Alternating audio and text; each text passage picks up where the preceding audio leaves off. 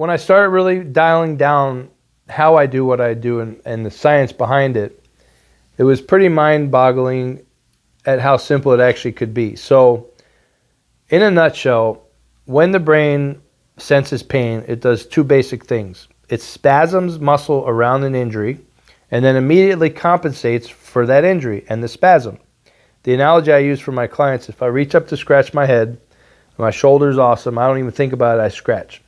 If I hurt my shoulder yesterday and I go to lift my arm, I can't get it past here, phase one is kicked in, the brain sensed the injury and spasmed my shoulder, so I can't use it, I feel pain. But I still have a task to accomplish, so the second phase is compensation. So the brain sends a signal to the neck and the ribs to bring my head to my hand, and so I go away from the normal movement and I now favor.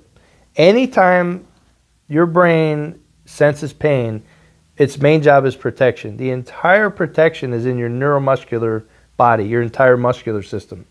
So in this analogy, I've now spasmed, so I can't further damage the shoulder, compensated so I can get through the task of scratching my head, and that's a great thing. Compensation is probably the best thing your brain does from a pain standpoint because it's literally what allows you to live in pain, miserably so, but you're functioning.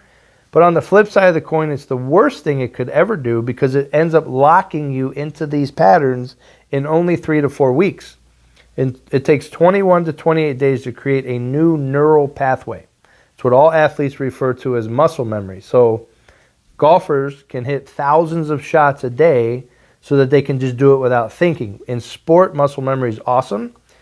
In chronic pain world, it can be awesome because it can let you live, but miserably. But it's what literally is going to lock you into pain.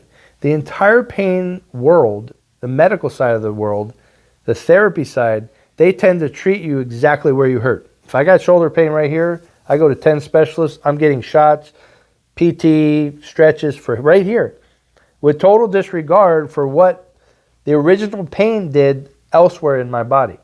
So this compensating pattern, and if I had to scratch my head, for 3 to 4 weeks like this, while my shoulder healed, a year from now my shoulder's great, I could throw 9 innings. I wouldn't even think about it, but if I get an itch a year from now, my new pattern to scratch my head is right here.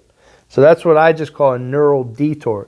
Every pain you experience in life creates what's called a reflex arc. That reflex arc is an in signal to your spine with an out signal like touching a hot stove. Sensory in, motor out to move your finger. Any injury is forever etched into your nervous system. Your brain doesn't forget anything. So that's where the chronic pain world, in my opinion, my biased opinion, that's where they all fall short. I'm not saying that I'm the greatest, smartest guy around. I'm just so pragmatic, I had to know for my own self-worth and my own sanity how this shit works. So when you see a shoulder issue, yeah, I know you got a shoulder issue, but what did that shoulder issue do in the rest of your body? And my clients, I'm a TMJ and headache specialist. That's my whole focus of my practice today. So when I get people come in here, they're freaking out that I spend 40 minutes the first session in their legs. And they're like, I'm here for my jaw, right? I'm like, what? I thought you had a leg issue. That just proves they weren't listening during my consult. But it's a whole body imbalance, which is why I'm 98% successful with TMJ when the dental world has about a 6 to 8% success rate.